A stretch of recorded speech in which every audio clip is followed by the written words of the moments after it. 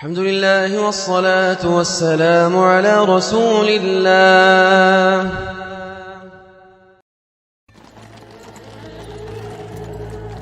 Shah Jahan, the fifth Mughal emperor, was one of the most powerful and wealthiest men to have ever lived. Unquestionably the supreme sovereign of his day. He and his Ottoman contemporary, Sultan Murad IV, never met in person. But if they did, the notion that the trillionaire Tata Khan of Hindustan would kiss the hem of the Turkic Sultan of the House of Uthman is almost obscene. Sultan Murad Muhammed Hürrem Şah. Sonunda Hindistan'ın meşhur hükümdarıyla tanışmak nasip oldu. O şeref bana ait. Bana kullarım Şah-ı Cihan der. Benim Şah-ı Cihan'ımsa zat-ı şahanenizdir. Evvela hediyelerimi kabul etmenizi dilerim.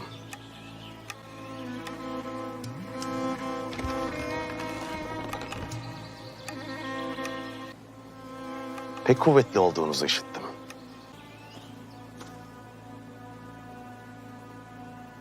Bu kalkan tam 8 kat olup hiçbir mızrak işlemez. Not to take anything away from Sultan Murad, the lead male character in this Turkish drama series, he's portrayed as a sort of super sultan, fearless, virile and possessing almost uncommon strength.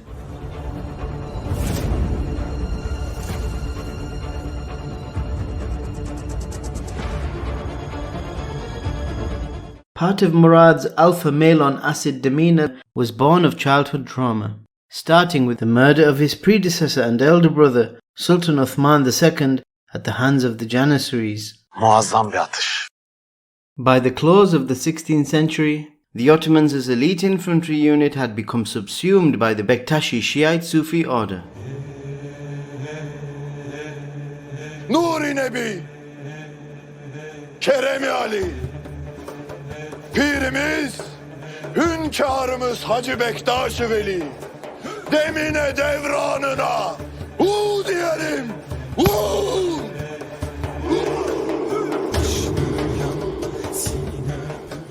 By the early 1600s, the unruly soldiers' capacity to wreak havoc was on full display. As well as their propensity to rebel, in between coffee breaks, Janissaries would be seen smoking in the mosques, openly fornicating, stealing from and killing the common people. In such an environment of discord and deviance, Sultan Uthman II outlawed the consumption of coffee and tobacco due to their association with the culture and gathering places of the seditious soldiery.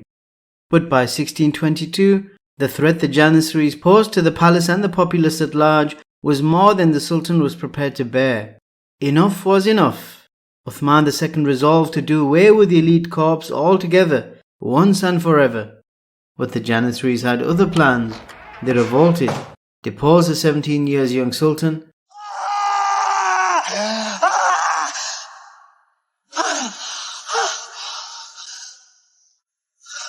and strangled him to death. Murad IV ascended the throne as a child in 1623 with his mother as regent. In 1631, just as he was leaving his teenage years and his mother's regency behind him, the Janissaries again attempted a coup, mercilessly butchering his Grand Vizier and others of his loyal statesmen. Ya Rab, bunu sen kaldır. Sen kaldır ki kimse düşüremesin. This was a turning point in the Sultan's career and the Sultanate overall. Destur Sultan Murad Han Hazretleri! Bre haktan korkmaz, peygamberden utanmazlar. Şeriata ve padişaha boyun eğmeyen zalimler.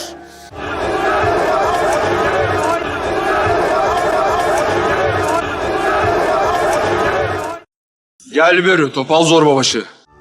Hünkârım.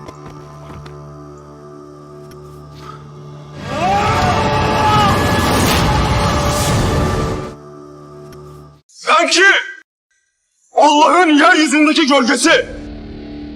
Eğer ki aranızda bundan şüphesi dahi olan var ise alsın kılıcını çıksın karşıma. Murad's ascent as absolute monarch happened smack bang in the middle of the Ottomans' age of transformation, an age in which the Sultanate came to define itself as defender of Sunnidom.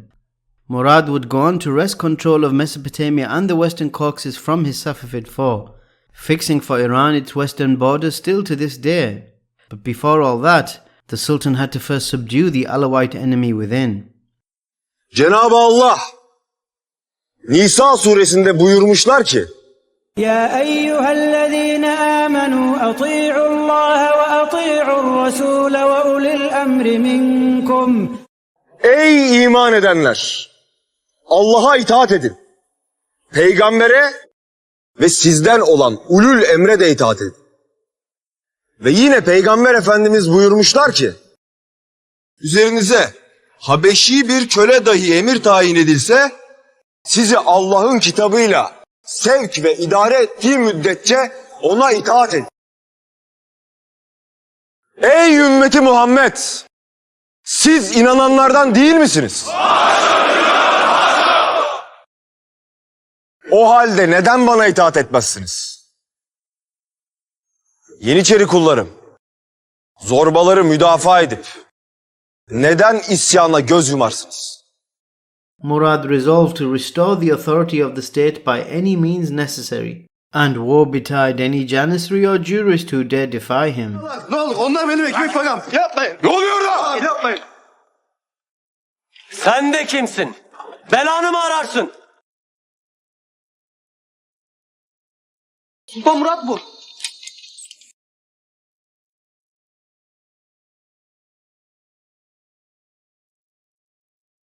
Size Yeniçeri demeye dilim varmıyor. Bu ne alçaklık? Vazifeniz ahaliyi korumak, kollamak. Hal böyleyken siz nasıl yağma edersiniz? Hünkârım bağışlayın.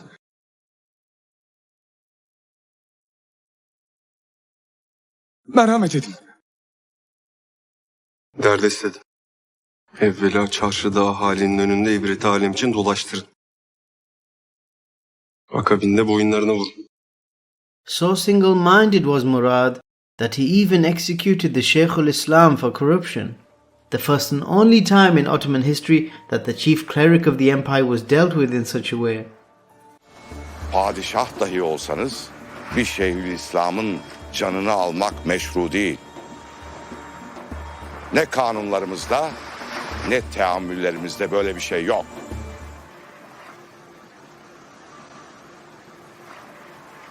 Halimden ibret alın. Dün cihan padişahıydım. Bugün üryan kaldım. Merhum abim Sultan Osman katledilmeden önce Yeniçeri Ocağı'nda bunlara aykırmış. Demem o ki, bir padişah katledilmişken sen kimsin Müftü Efendi? Senin canının kıymeti nedir? Son nefesini acılar içinde veresin. Ne evladın, ne karındaşın, ne validen kimse kalmasın yanında. Ölüm döşeğinde bir çare. Murad was determined to kill, literally kill, every would-be conspirator and contraband-consuming commoner he could lay his hands on. In some ways, he was aiming through zero-tolerance policing, intimidation and brutal retribution the kind of vice-free society that Imam Birghivi had strove for through peaceful preaching and admonition a few decades prior. This overlap of objectives, political with pious, would uncoincidentally coincide with the rise of two scholars, men who would pick up the baton that Birghivi had left behind and use it to bash the Bektashi and other mystical orders whom they blamed for rebelling against the Ottoman state and the Sunnah. Ben dahi 7 iklimin padişahı, halife-i ruh-i zemin, Sultan Murad Han, fütuhat devrini yeniden başlatacağıma, zorbalığa, bozgunculuğa, rüşvete son verip, nizam-ı alemi tesis edeceğime, bu yüce devleti adaletle idare edeceğime, İslam bayrağını bütün cihana yaymak için savaşacağıma, Yüce Allah'ın huzurunda, siz kullarımın şahitliğinde yemin ederim. Vallahi, billahi, tallahi. The most famous of Islamic reformers during Murad IV's reign was Qadi Zadeh Muhammad al-Hanafi, or Qadi Zade Mehmed Efendi in Turkish. Meydanlara çıkın. Sokaklara. Yorulmadan her türlü mecliste bu felaketlerin nedenlerini anlatın. Lisan-ı münasiple ikaz edip doğru yola davet edin. Bu bidatlerinden vazgeçsinler. Qadi Zadeh's impact was such that the entire movement of those we are tongue-in-cheekily describing as Taymiyyan Turks was named after him, the Kadizadeli, although this term is somewhat of a diss against the movement by their opponents. Of the more welcome labels they were given was Birgivi Khulafasi, the successors or followers of Birgivi, or Birgiviler for short. Like Birgivi, Qadi Zade rose to prominence for his effective preaching and teaching, earning him stints at the imperial capital's most prestigious mosques, including Masjid Suleymaniya and Masjid Hagia Sophia. In his earlier life, Qadi Zade had briefly trodden the Sufi path of the Khalwati tariqah before becoming disillusioned with its deviant ways. His subsequent rise amongst the religious establishment was in part thanks to the royal patronage he received from Murad IV. The Sultan wanted to keep the unruly Janissary subdued from the palace and from the pulpit, and Qadi Zade was the man for the job. Kadizade Efendi. Ayasofya vaizliğinden memnun değil misin? Camide verdiğin vaaz kafi gelmez mi sana? Haşa. Vazifemden memnunum elbet. Ancak Allah uğruna yaptığımız hiçbir şey kafi değildir hünkârım. Sen ki kıymetli bir alimsin. Bu zor günlerde ahaliyi teskin etmek, onları dinlemek, yaralarını sarmak varken ne demeye? Kavga gürültünün içinde olursun. Şeriatte emirine ve devlete isyan yoktur. Biz sadece münafıklık edip fitne çıkaran hainlerin sesini susturmak istedik.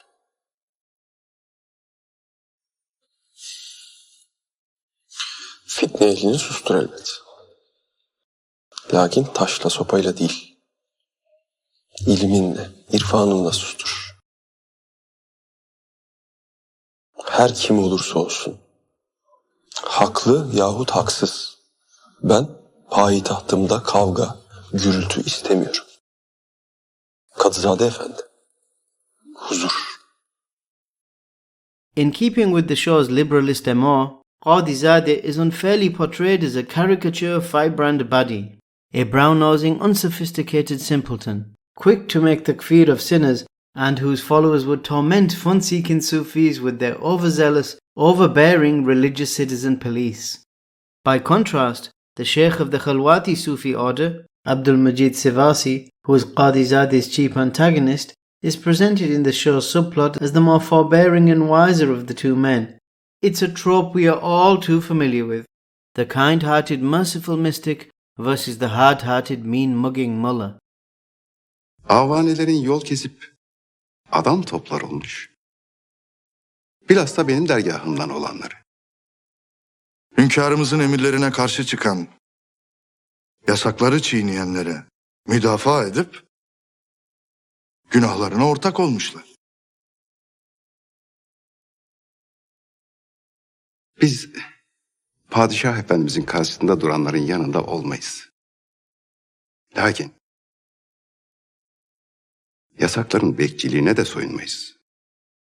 Villainous recasting aside, the truth was, throughout Ottoman history, the Mutasawwifa were defending the right of miscreants to their vices and to their own community's indulgence in innovative practices against the protestation of Sharia-observant pietist preachers like Qadi Zadeh, who were earnestly striving to enjoin the good and forbid the evil, while the Sultan led by example, and then some. It is said, Murad IV would patrol the streets in disguise day and night, checking the taverns and coffee houses for consumption of contraband alcohol and tobacco, and executing whoever he caught red-handed with his own hand. Sen tütün mü içersin? Aman diyeyim, sessiz olun. Yasaklardan feleğimiz şaştı. 2 tittireyim dedim ben de.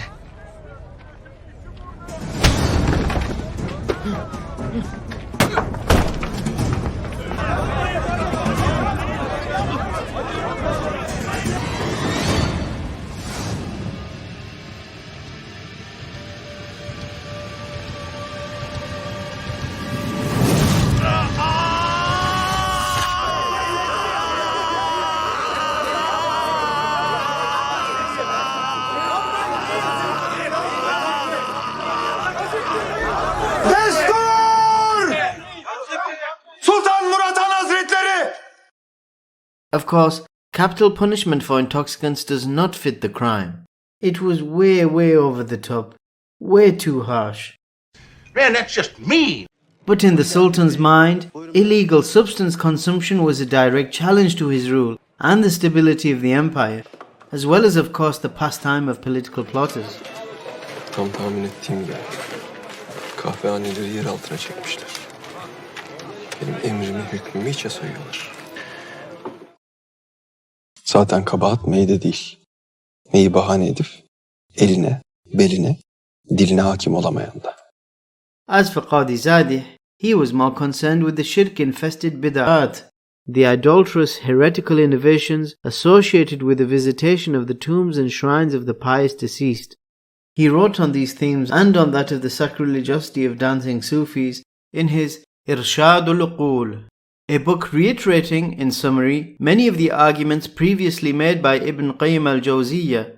In fact, throughout his works, Qadi Zadeh relied on Ibn al-Qayyim overtly and Ibn Taymiyyan more covertly, just as Birghivi had done, via use of phrases like Qala Ibn al-Qayyim fi ighathatihi naqlan an shaykhihi.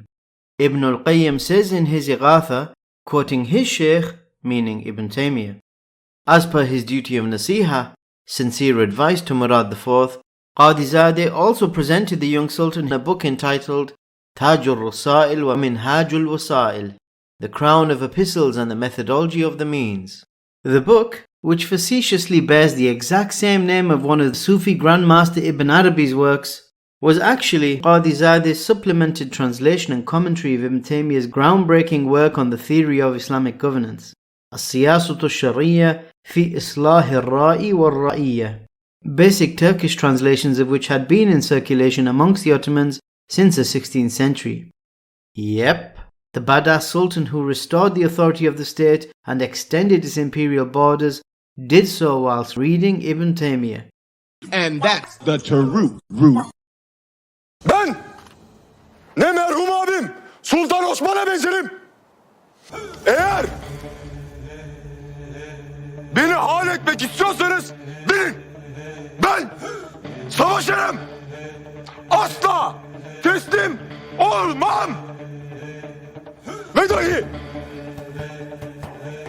bu ocağı başınıza yıkarım. Taş üstüne taş. Omuz üstüne baş bırakmam.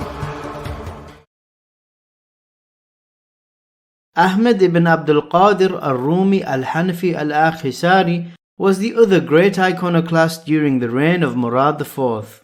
Though a contemporary of Qadi Zadeh, the two men seemingly preached and taught wholly independently of each other.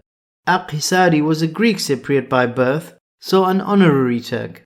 Following the Ottoman conquest of Cyprus, he was taken to Anatolia as a Christian child and raised a Muslim. There, in the western Anatolian town of Akhisari, is where he would eventually gain fame as a jurist, theologian and pietist.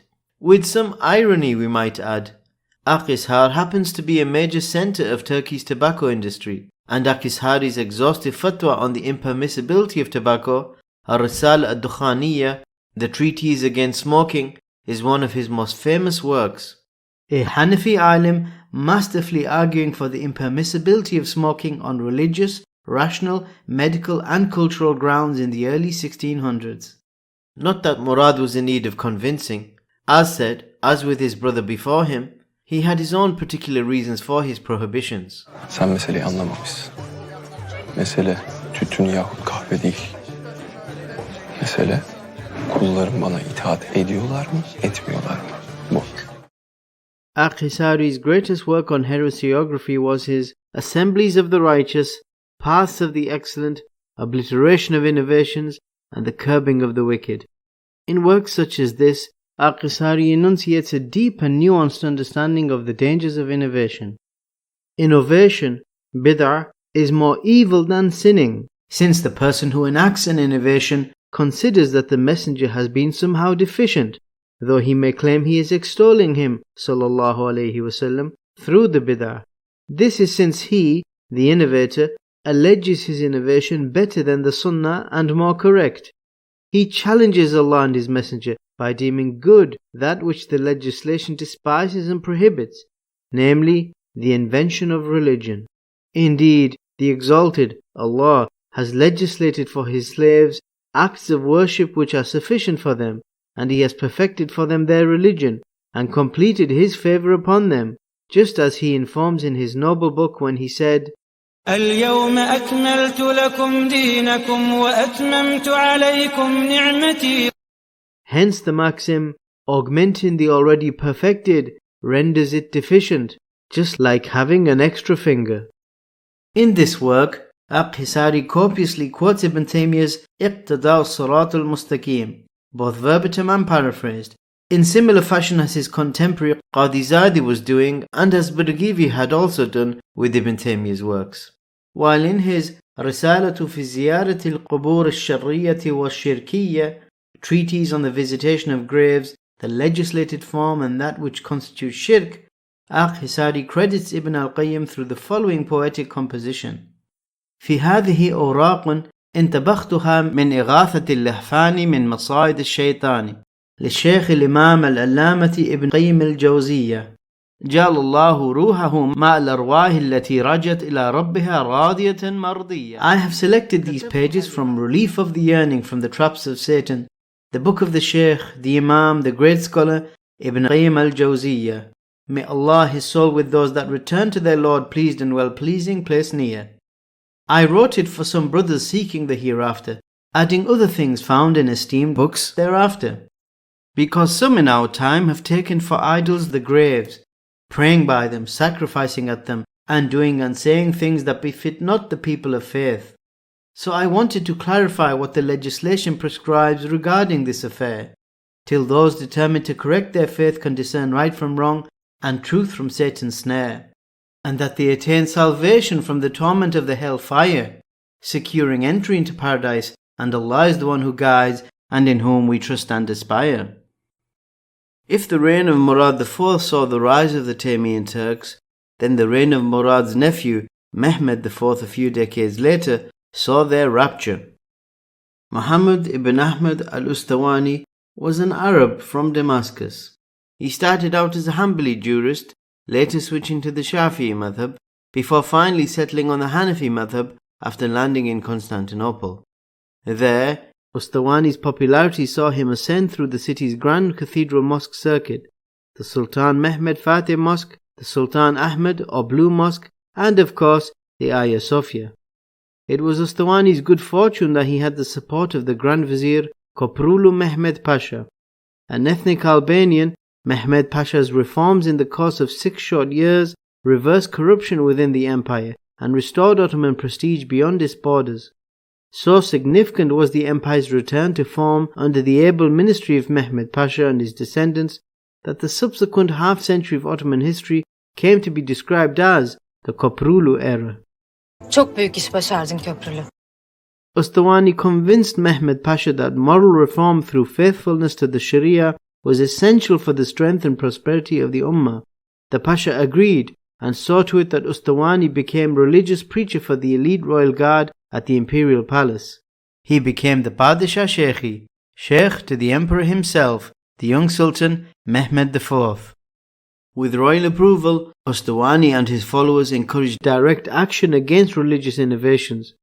The Khalwati Sufis refuted Birghivi's Tariqa Muhammadiyya, his uncompromising moral canon which was considered the wellspring from which the Ottomans' spiritual revival sprung. Under Ustawani's influence, the Ottoman authorities wrote an injunction against the Sufis' attempts to censure Birghivi's legacy. Emboldened by the palace, Ustawani further encouraged the laity to do their part in enjoining the good and forbidding the evil. The direct action of Ustawani's followers against the Sufis, at first sanctioned by the state, led to violent clashes between the rival religious groups on the city streets. The situation became unbearable, and the recently appointed Grand Vizier, Koprulu Mehmed Pasha, was forced to act. Basically, Sultan Mehmed be like, Yo! Hold up! Time out! Time out! Y'all take a chill. You need to cool that out. And that's the double truth, Ruth. However, Mehmed Pasha was himself a follower of the Fiqihler, like his father Kara Mustafa before him. So he exiled their leaders to Cyprus rather than have them executed, more as a means to protect them perhaps than to punish them. Ustawani was allowed to return to Damascus and become teacher at the Grand Umayyad Mosque, while at the same time the Pasha did actually execute a number of trouble-causing Sufis. Ustawani wrote extensively about the shirk that was still prevalent in Ottoman society. This included seeking intercession from the dead and making vows and sacrifices to other than Allah, such as to inanimate objects, trees, tombs and shrines. In his book, Risala, Ustawani condemned all such acts as kufr, which expels a person from the fold of Islam. It is remarkable how similar Ustawani's writings would read like those of the Najdi preacher Muhammad ibn Abdul Wahhab a century later. Militarily supported by the Al Saud clan, the so-called Wahhabis' puritanical project would bring them into direct conflict with the Ottomans' client governors in the Hijaz, eventually leading to open war between the Ottoman Empire and the nascent Saudi state. Mr. 60 Minutes. Tell me something I don't know. Ibn Abdul Wahhab had received direct religious instruction from the students of Ustawani. Yep, you heard right. Ustawani, personal sheikh and spiritual guide to Sultan Mehmed IV, was also the sheikh of some of the teachers of Ibn Abdul Wahhab, whose followers would clash with the Ottomans under Mehmed's great-grandson, Sultan Mahmud II. That I didn't know. The final of the famous 5 Fiqihler was an ethnic Kurd by the name of Sayyid Mehmed Bistem from the city of Van, aka Vani Mehmed Efendi. Like Ustawani, Vani had been a charismatic and popular preacher with powerful friends. One of those close friends was Fazi Ahmad, another of the house of Koprulu. Fazi Ahmad succeeded his father, Mehmed Pasha, as Grand Vizier, and Vani succeeded Ustawani as Padishah Sheikhi, personal sheikh to Sultan Mehmed IV. Vani infused his ambitious student Sultan with the spirit of Islamic reform, renewal and jihad, and the mentoring appeared to bear fruit. At home, Ottoman society continued to be purged of much of its superstitious practices. The desecration of mosques was curtailed by royal writ, and the Sultan criminalized the Samar dances of the dervishes, a delinquency which continues to this day outside the former Ottoman Empire, where mosquegoers may be mistaken for monkeys.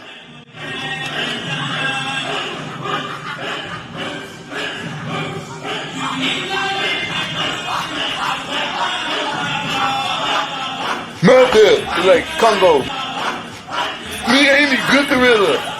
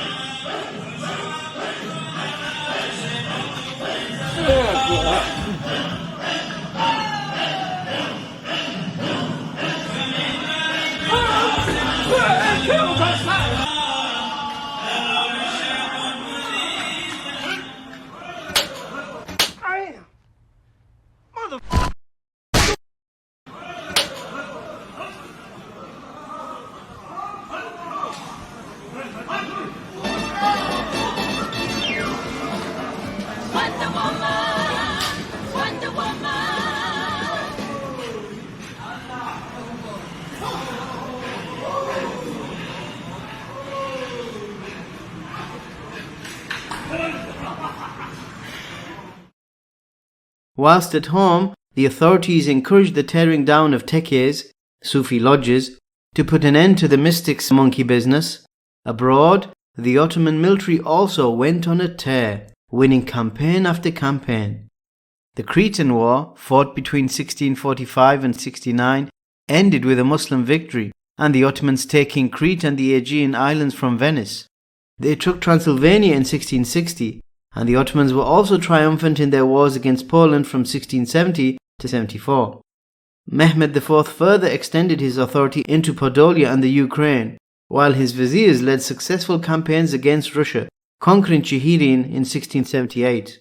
In short, by the start of the 1680s, the Ottoman Empire had reached its greatest extent, greater than it had ever been and ever would be.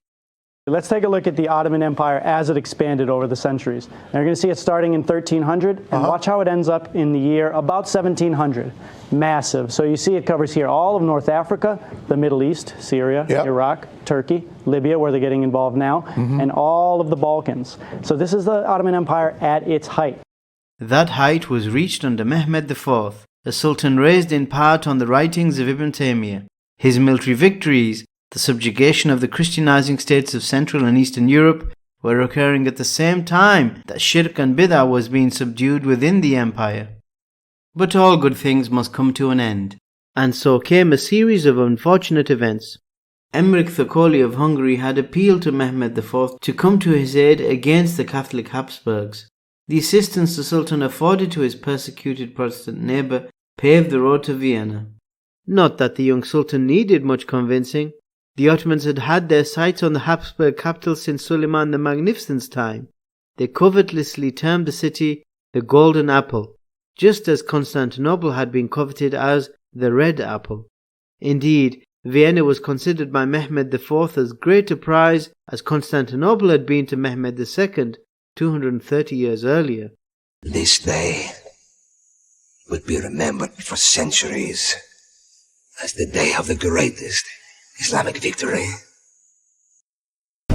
We shall conquer the Golden Apple! Vani was present at the siege of Vienna in 1683 in his capacity as preacher to the Ottoman army. It was through no fault of his own that the Ottomans were so spectacularly unsuccessful at said siege.